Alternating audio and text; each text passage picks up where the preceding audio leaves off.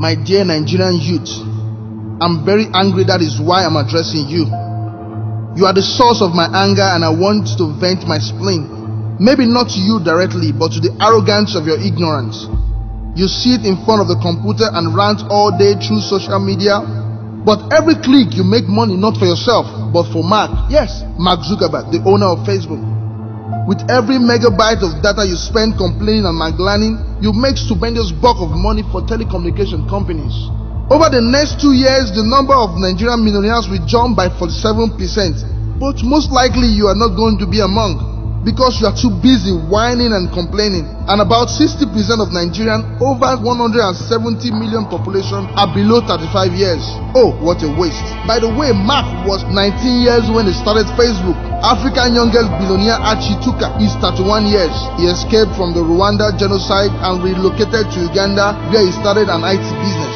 Collins Tutu, who made his millions by fixing bad computer and set up dual need, is 35 years. Adams Horiwat, an 18-years-old entrepreneur, started tattoo website in 3 years before he became successful. The only one thing you have ever started is an online petition. Have you heard of Jackson Njoku? He is 33 years and the founder of Iroko TV. He received about $8 million investment into his company just a few years ago. What he does was sharing the same Nollywood film that you spend hours watching online. He did not just hang around waiting for Buhari to make something happen or blaming Jonathan for not making anything happen. Kaman Buahati was deported from Kenya, but while on flight, he thought of the opportunities in Kenya and he found his way back after 6 months, and today his company is valued at $30 million.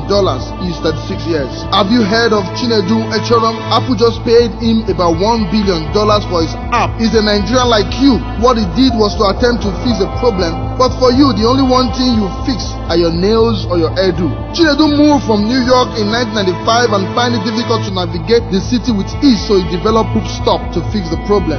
Stop listing your problem, we know them already, but what are you doing about them? Oh, Awolowo was 37, Akintola was 36, Ahmadu Bello was 36, Tafawa Balewa was 34, Okotie Eba was 27, Enaoro was 27 as at the time independence of Nigeria. Check your age, how old are you? In 1966, the first group was led by Kaduna Uziogu, he was 29 years, and stopped by Muritola Muhammad, 28 years. T.Y. Danjuma was 28 years, IBB was 25 years, Sani Abacha was 23 years, Shehu Yar'Adua was 23 years. He brought in Yakubu Gowon as the head of state at 32 years, and Olusegun Obasanjo was 29 years.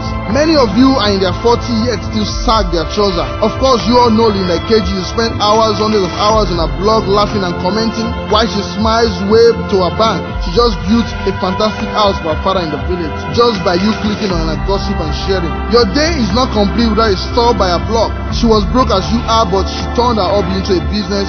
Are you void of understanding? You think those politicians have any regard for you? That is why I refer to the arrogance of your ignorance at the beginning of this diatribe. You have a false estimation of yourself. You have an overbloated ego. You are only good as an election ticket, pure and simple. You are only good to be used and discarded like a used ballot paper. Who keeps a used ballot paper anyway? This is why they only remember you every 4 years. The world change belongs to the masses, not to the selected few. Remember, I am your number one fan. My name is Dr. Chris Imomole.